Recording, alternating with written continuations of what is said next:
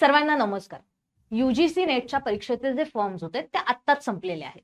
मग आता या फॉर्म ज्यांनी ज्यांनी भरले आहेत तरी सुद्धा बऱ्याच लोकांच्या मनामध्ये प्रश्न आहे की आम्ही फॉर्म तर भरला, पण आम्हाला नक्की कळत नाहीये की कशा पद्धतीने पेपर असणार आहे, पेपरमध्ये पेपर पॅटर्न कसा असणार आहे, कोणी ती पेपर द्यावे, किंवा ज्यांनी आता भरलेला नाहीयेत पण त्यांच्या मनामध्ये प्रश्न आहेत की डिसेंबरमध्ये जी परीक्षा होईल ती आम्ही भरायची आहे का, किंवा तो फॉर्म आम्ही केलेला चालणार आहे का. तो अशा पद्धतीने या सगळ्या प्रश्नांची उत्तरं मी तुम्हाला आज देणार आहे.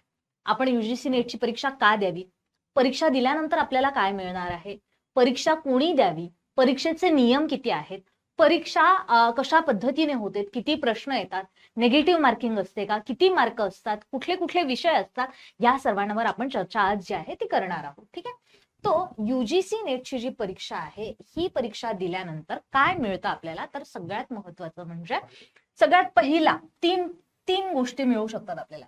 पहिली, दुसरी आणि तिसरी. ठीक आहे. 3 कॅटेगरीज मध्ये विभागणी केलेली असते. तुम्ही जर GR वाचला तर त्या GR मध्ये सुद्धा तुम्हाला असं सापडेल की 3 कॅटेगरीज आहेत. या ज्या 3 कॅटेगरीज आहेत या 3 कॅटेगरीमध्ये सगळ्यात पहिली सगळ्यात महत्वाची कॅटेगरी असते ती म्हणजे JRF ची, ज्युनियर रिसर्च फेलोशिप.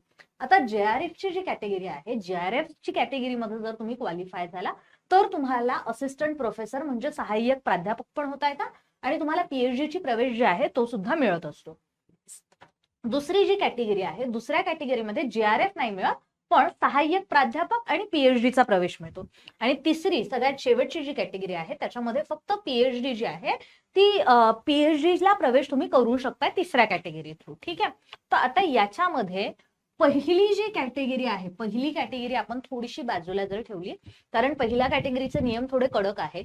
साधारण जर समजा 100 लोकांनी यूजीसी नेटची परीक्षा दिलेली असेल तर फक्त 1% व्यक्तीला JRF मिळत असते, म्हणजे 100तनं 1 व्यक्तीला JRF मिळणार आहे. आता सगळ्या विषयांच्या हिशोबाने जर विचार केला, प्रत्येक विषयामध्ये म्हणजे साधारण 87 विषयांमध्ये JRF ची परीक्षा होत असते. मग आता हे जे सगळे विषय आहेत या विषयांमध्ये जर आपण बघितलं, प्रत्येक याच्यामध्ये ते काढले जातात की या विषयामध्ये 100 लोक आहेत, त्या विषयामध्ये 100 लोक आहेत, त्या विषयामध्ये 100 लोक आहेत. मग प्रत्येकातनं एकेका व्यक्तीला JRF जी आहे ती JRF मिळत असते. ठीक आहे. आता ज्या वेळेला तुम्ही सेकंड किंवा थर्ड कॅटेगरी क्वालिफाय करतात, सेकंड किंवा थर्ड कॅटेगरी जर तुम्ही क्वालिफाय केलेली असेल तर तुम्हाला PhD प्रवेशासाठी 70% नेटचे गुण धरले जातात आणि 30% जे आहे ते तुमच्या इंटरव्ह्यूवर डिपेंड असतात. ठीक आहे. म्हणजे 100 मार्कांचा तुमचा PhD ज्या वेळेला तुम्ही एंट्रन्स द्यायला जातात त्यावेळेला आपल्याला माहिती आहे की आपल्याला प्रत्येक विद्यापीठाची पेट PhD एंट्रन्स टेस्ट जी आहे ती PhD एंट्रन्स टेस्ट द्यावी लागते.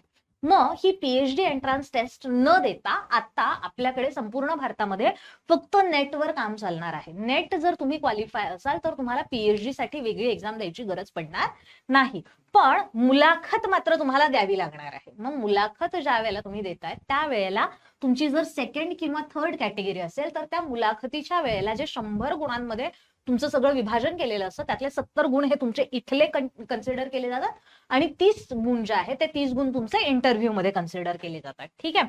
आता कॅटेगरी 2 आणि कॅटेगरी 3 नेटच्या गुणांची वैधता जी आहे ती केवळ 1 वर्षांची असते. ठीक आहे. म्हणजे तुम्ही जर समजा कॅटेगरी 2 किंवा कॅटेगरी 3 मध्ये क्वालिफाय झालेला असाल आणि तुम्हाला PhD ला जर ऍडमिशन घ्यायचं असेल तर त्याच्यासाठी वैधता जी आहे ती लिमिटेड आहे. ठीक आहे. परंतु JRF साठी जर आपण विचार केला तर त्याची जी वैधता आहे ती थोडीशी मोठी आहे. ठीक आहे. तो आपण ते पण सगळं बघूयात, सगळ्या डिटेलमध्ये मी तुम्हाला सांगणार आहे. तो आता सगळ्यात पहिले JRF साठी जर आपण वय बघितलं, वयोमर्यादा जर आपण सगळ्या यांच्यासाठी चेक केल्या तर JRF साठी वयोमर्यादा आहे 30 वर्ष. ठीक आहे.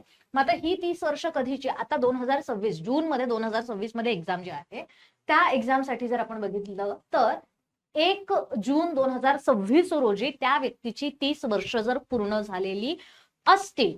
ठीक आहे. म्हणजे काय, लेट्स से 1 जून यांनी सांगितलेलं आणि एखाद्या व्यक्तीचा 31 मे ला बर्थडे असेल. ठीक आहे. 31 मे ला त्याचं 30वं वर्ष पूर्ण झालेलं तर तो व्यक्ती JRF साठी पात्र ठरला जाणार नाही. ठीक आहे. हे तर झालं JRF चं. त्याच्यानंतर सहाय्यक प्राध्यापक आणि PhD प्रवेशासाठी कुठल्याही पद्धतीने वयोमर्यादा नाहीये, कुठलंही एज लिमिट नाहीये. अगदी 30, 35, 40 कुठल्याही व्यक्तीने हे एक्झाम दिलेली चालते. ठीक आहे. परंतु आता याच्यामध्ये हे जे 30 वर्षाचं आहे याच्यामध्ये शिथिलीकरण आहे. हे शिथिलीकरण आहे OBC NCL, SC ST PWD, तृतीयपंथी, महिला उमेदवार, सशस्त्र दलातील उमेदवारांसाठी JRF ची जी वयोमर्यादा आहे ती 30 नसून 35 असते. 5 वर्षाचं रिलॅक्सेशन असतं. ठीक आहे. आणि LLM ज्यांचं झालेलं आहे त्यांच्यासाठी 3 वर्षांची सवलत असते. ठीक आहे. तो अशा पद्धतीने JRF जे आहे ते 30 आणि 35 कोणासाठी? फक्त ह्या एवढ्या लोकांसाठी. ठीक आहे.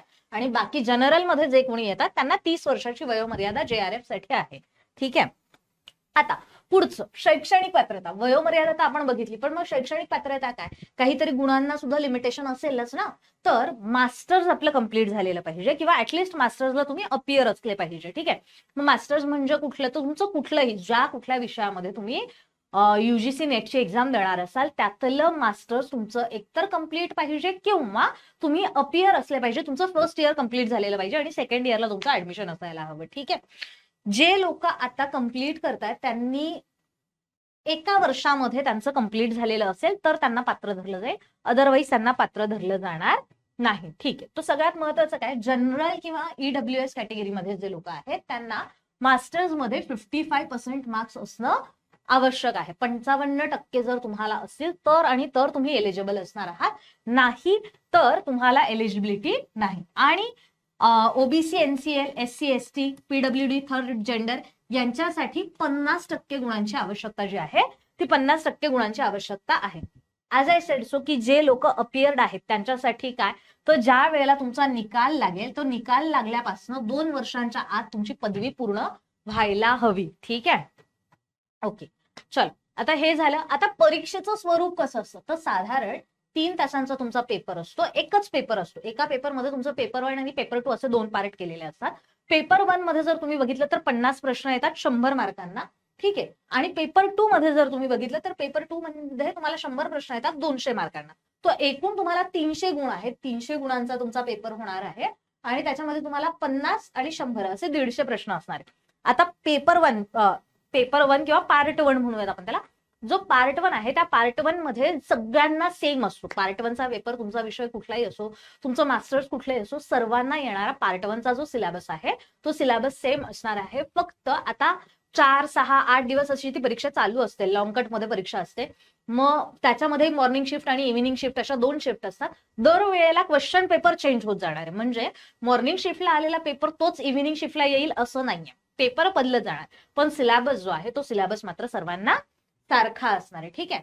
मग आता याच्यामध्ये काय आहे तर जनरल टीचिंग ऍप्टिट्यूड झालं किंवा ICT झालं किंवा शैक्षणिक जे काही धोरणं आहेत नवीन नवीन ती धोरणं झाली, एन्व्हायरमेंट झालं, त्याच्यासोबत रिसर्च ऍप्टिट्यूड झालं किंवा गणित झालं. गणित अगदी थोड्याशा याच्यामध्ये बौद्धिक क्षमता चाचणी किंवा त्याला आपण मॅथमॅटिकल ऍप्टिट्यूड असं म्हणूयात. अशा पद्धतीने तुम्हाला पेपर 1 चा जो पेपर असतो तो असतो. टीचिंग अँड रिसर्च ऍप्टिट्यूडवर मोस्टली क्वेश्चन येत असतात. ठीक आहे. त्याच्यानंतर पेपर 2 जो आहे, पार्ट 2 जो आहे त्याच्यामध्ये तुम्ही जो कुठला विषय निवडलेला असेल, म्हणजे जसं माझा विषय जर समजा असेल मराठी भाषा, ठीक आहे, मी एक एक्झाम्पल देते. माझा विषय जर असेल मराठी भाषा तर माझा पेपर 1 असणार आहे जनरलवाला आणि पेपर 2 जो आहे तो असणार आहे मराठीचा. ठीक आहे. मराठी लिटरेचरचा. ओके. मग त्याच्यामध्ये मला मराठी लिटरेचरवरचे जे काही प्रश्न आहेत ते प्रश्न तिथे बघायला मिळतील. ठीक आहे. आता याच्यामध्ये सगळेच्या सगळे प्रश्न सोडवणं अनिवार्य आहे. सर्व प्रश्न तुम्ही सोडवायलाच हवे. त्याला रिझन असं आहे की निगेटिव्ह मार्किंग नाही. चुकीचे किंवा इनकरेक्ट जर तुम्ही सोडवलेलं असेल तर तुमचे मार्क कापले जाणार नाही, तुम्हाला त्याच्यासाठी मार्क पण दिले जाणार नाही. ठीक आहे. त्याच्यामुळे सर्वच्या सर्व प्रश्न जे काही आहेत ते सर्व प्रश्न तुम्ही सोडवलेच पाहिजे. ठीक आहे. आता प्रत्येक प्रश्नाला एक जर तुमचा प्रश्न बरोबर असेल तर त्याला 2 गुण मिळणार आहे. ठीक आहे. म्हणजे एका बरोबर प्रश्नाला 2 गुण आणि निगेटिव्ह मार्किंग नाही. ठीक आहे. निगेटिव्ह मार्किंग नसल्या कारणास्तव खूप जास्त चांगल्या पद्धतीने लोकांना इथे स्कोर करायला चान्स असतो. ठीक आहे. आता याच्यामध्ये बऱ्याचदा असं होतं की प्रश्न जर चुकीचा असेल आणि रद्द झाला असेल, ठीक आहे, काही वेळा असं होतं, हॅशटॅग क्वेश्चन आपण त्याला म्हणतो ना, की चुकला आहे प्रश्न आणि रद्द केलाय, तो तिकडनंच वरणच रद्द झालेला आहे.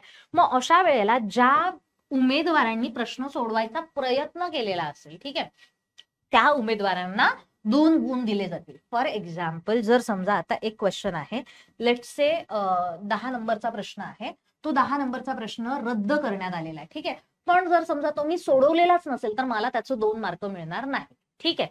पण जर समजा मी त्यातला कुठला तरी एक ऑप्शन निवडून ठेवलेला असेल, एका ऑप्शनला मी जर त्याला बरोबरची साईन करून दिलेली असेल, तर त्यावेळेला मला त्याचे 2 मार्क फ्री ऑफ कॉस्ट फुकटात मिळणार आहेत. मला त्याच्यासाठी काहीही करायची गरज नाहीये. ठीक आहे. तो अशा वेळेला त्या एक एक 2-2 मार्कांची जी किंमत आहे ना, ती अशा लोकांना विचारा की ज्यांना त्या 2 मार्कांवरनं त्यांचं JRF सुटलेलं आहे किंवा त्या 2 मार्कांवरनं त्यांची नेट हातात यायच्या ऐवजी राहिलेली आहे. तर त्याच्यामुळे ते 2 मार्क सुद्धा अतिशय महत्वाचे असतात. त्याच्यामुळे कुठलाही प्रश्न सोडू नका, सर्व प्रश्न सोडवा. ठीक आहे. आता माध्यमांचा जर आपण विचार केला की कुठल्या माध्यमामध्ये तुम्हाला पेपर देता येणार आहे, तो परीक्षेमध्ये तुम्हाला 2च माध्यम असणार आहे, 2च मीडियम मध्ये तुम्हाला क्वेश्चन दिसणार आहे. एक असेल हिंदी आणि दुसरा असेल इंग्लिश. ठीक आहे. तिसरं कुठलंही माध्यम तुम्हाला पेपरमध्ये नसतं. ठीक आहे. तो इंग्लिश आणि हिंदीमध्येच फक्त पेपर उपलब्ध असतात. हा, ज्यांचं भाषा विषयांचे पेपर आहे, आता भाषेमध्येही बऱ्याचशा वेगळ्या वेगळ्या भाषा आहेत. मराठीमध्ये आहे, हिंदीमध्ये आहे, इंग्लिशमध्ये, कन्नड, तेलुगू, तामिळ, सगळ्या भाषांमध्ये सुद्धा आपल्याला नेटची एक्झाम देता येते. परंतु ज्यांचा विषयाच भाषा असेल त्यांना फक्त तो पेपर त्या भाषेमध्ये येईल. जर समजा माझा भाषा जो पेपर आहे, पार्ट 2 जो आहे, पार्ट 1 आणि पार्ट 2 असं आपण बघतोय, बरोबर. पार्ट 1 जो आहे तो फक्त इंग्लिश आणि हिंदीमध्ये येणार आहे, सगळ्यांसाठी कॉमन. पार्ट 2 चा पेपर मात्र जो आहे तो जर मी भाषा विषयामध्ये UGC नेटला बसलेली असेल तर तो त्या भाषेमध्ये येणार आहे. अदरवाईज इंग्लिश आणि हिंदी. ठीक आहे. आता भाषेची निवड करताना एकदम शांततेत करायची आहे, कारण की एकचदा ती निवड करता येणार आहे. मी असं म्हणते की इंग्लिश निवडा, कारण की इंग्लिश जर तुम्ही निवडलेली असेल ना, तुम्हाला दोन्ही भाषांमध्ये पेपर दिसतो. तुम्ही जर हिंदी निवडलेली असेल तर तुम्हाला फक्त हिंदीमध्येच पेपर दिसतो. ठीक आहे. कारण ज्या वेळेला देत होते ना, त्यावेळेला मी काय करायचंय, मी इंग्लिश निवडायचंय आणि जर समजा एखादा प्रश्न मला स्वतःला इंग्लिशमध्ये नाही जमला तर मी तो तिथे वर एक ऑप्शन येतं, त्या ऑप्शनवर जर तुम्ही क्लिक केलं ना तर त्या ट्रान्सलेटेड व्हर्जन मध्ये सुद्धा तुम्हाला तो क्वेश्चन दिसतो. ठीक आहे. हो, मी क्वालिफाय आहे नेट म्हणून मी सांगते एवढी सगळी माहिती. ठीक आहे. आता विषयांची निवड कशी करायची. एकूण 87 विषय आहेत. ठीक आहे. एकूण विषय किती आहेत? 87. मग त्या 87 विषयांमध्ये तुमचं मास्टर्स कशामध्ये झालेलं आहे. ठीक आहे. आता माझं मास्टर जे आहे ते जर्नलिझम अँड मास कम्युनिकेशन मध्ये झालेलं आहे. ठीक आहे. तुम्ही जर्नलिझम अँड मास कम्युनिकेशन मधली नेट जी आहे ती नेट एक्झाम क्वालिफाय आहे. ओके. तो तशा पद्धतीने तुम्हाला तुमचं जे काही विषय असेल त्या विषयामधनं तुम्हाला चूज करायचंय. जर समजा तुमचा विषय दिलेल्या 87 विषयांमध्ये नसेल, फॉर एक्झाम्पल एखादा असे रिलेटेड टॉपिक्स असतात ना, मग ते रिलेटेड विषय जर तुम्हाला तिथे दिसले नाहीत किंवा तुमचा स्वतःचा विषय जर तिथे दिसला नाही तर तुम्हाला एखाद्या संबंधित विषयामध्ये तुम्ही परीक्षा देऊ शकता, दुसऱ्या एखाद्या. ठीक आहे. पण त्याच्यासाठी सुद्धा तुम्हाला आधी सगळं ते त्याच्या ज्या काही लिस्ट असतील त्या लिस्ट चेक कराव्या लागणार आहे. ठीक आहे. सो 87च्या 87 विषय शांततेत बघा की तुमचा विषय सापडतोय का. ओके. आणि त्याचा कोड निवडताना सुद्धा व्यवस्थित निवडायचा. आता याच्यामध्ये जर समजा आपण आरक्षणाचं धोरण बघितलं, रिझर्वेशन पॉलिसीज बघितल्या, तर 7.5 सीट ज्या आहेत त्या ST साठी असतात, 10% ज्या आहेत त्या आर्थिकदृष्ट्या दुर्बल घटकांसाठी असतात, 10% ज्या आहेत त्या परत जनरल EWS साठी असतात. ओके. त्याच्यानंतर 27% ज्या आहेत त्या इतर मागासवर्गीयांसाठी असतात आणि 15% ज्या आहेत त्या SC वाल्यांसाठी असतात. ठीक आहे. आता याच्यामध्ये जर आपण बघितलं हे जनरल साठी आहे, 55% हे जनरल साठी. ओके. मग आता हे सगळंच्या सगळं जे काही आहे हे केंद्रीय सूचीनुसार चालतं. सेंट्रल लिस्ट जी आहे ती सेंट्रल लिस्ट नुसार हे चालत असतं. ठीक आहे. जर तुम्ही स्टेट वाईज वेगळ्या स्टेटमध्ये जर तुम्ही चेक केलं ना तर सेंट्रलचं जे रिझर्वेशन आहे ते रिझर्वेशन आणि स्टेटचं रिझर्वेशन वेगळं येतं. ठीक आहे. त्याच्यामुळे तुम्ही चेक करा की तुम्ही सेंट्रलच्या अंतर्गत कुठल्या रिझर्वेशन मध्ये येत आहेत. ठीक आहे. ते एकदा तुम्हाला चेक करावं लागेल की सेंट्रलमध्ये काय आहे आणि स्टेटमध्ये तुमच्याकडे काय काय आहे. ठीक आहे. तर ऍट द एंड जर आपण बघितलं तर 30 पेक्षा जर तुमचं वय कमी असेल तर तुम्ही JRF ला प्राधान्य द्या. तिथे तुम्हाला चॉईस येतात, तिथे तुम्हाला 3च्या 3 ऑप्शन येतात. JRFचं ऑप्शन असतं, कॅटेगरी 2चं ऑप्शन असतं, कॅटेगरी 3चं ऑप्शन असतं. जर तुमचं वय 30 पेक्षा कमी असेल, तुम्हाला 55% जास्त मार्क असतील, तुम्ही JRF साठी नक्की निवड करा. ठीक आहे. जर तुमचं वय 30 पेक्षा जास्त असेल, ठीक आहे, 30 पेक्षा कमी असेल तर तुम्ही JRF करणार. 30 पेक्षा जास्त जर तुमचं वय असेल तर तुम्ही UGCचे जे असिस्टंट प्रोफेसर आहे, असिस्टंट प्रोफेसरला प्राधान्य द्या. ठीक आहे. इकडे. आणि जर समजा तुम्हाला फक्त आणि फक्त PhD करायची असेल, ठीक आहे, फक्त आणि फक्त PhD करायची असेल तर तुम्ही थर्ड जे ऑप्शन आहे ते थर्ड ऑप्शन सुद्धा तुम्ही निवडू शकताय. ठीक आहे. तो अशा पद्धतीने युजीसी नेट जे आहे, युजीसी नेटची ही संपूर्ण माहिती तुम्हाला अतिशय महत्वाची आहे. आणि डिसेंबर महिन्यामध्ये जर तुम्ही बघितलं तर डिसेंबर महिन्यामध्ये तुम्हाला पुढची जी एक्झाम आहे ती देता येणार आहे. त्याचे फॉर्म साधारण सप्टेंबर महिन्यामध्ये वगैरे सुटतील. तर ज्यांनी आता फॉर्म भरलेले नाहीयेत त्यांनी सप्टेंबर महिन्यामध्ये नक्की फॉर्म भरा. तर इग्नाइट अकॅडमीमध्ये जर तुम्ही बघितलं, इग्नाइट पाठशालामध्ये तुम्हाला नवोदय, स्कॉलरशिपची परीक्षा, ऑलिम्पियाड, त्याच्यासोबत national talent search examination, MTS, सैनिकी स्कूल, NMMS, मंथन, होमी भाभा यासारख्या वेगळ्या वेगळ्या कोर्सेससाठी सुद्धा तुम्हाला मार्गदर्शन मिळणार आहे. जर तुम्हाला यापैकी कुठल्याही कोर्सचं मार्गदर्शन हवं असेल तर 8983345857 या नंबरवर कॉल करा. म्हणजे तुम्हाला या विषयावर जे काही तुम्हाला मदत हवी असेल ती सर्व मदत तुम्हाला मिळेल. थँक्यू.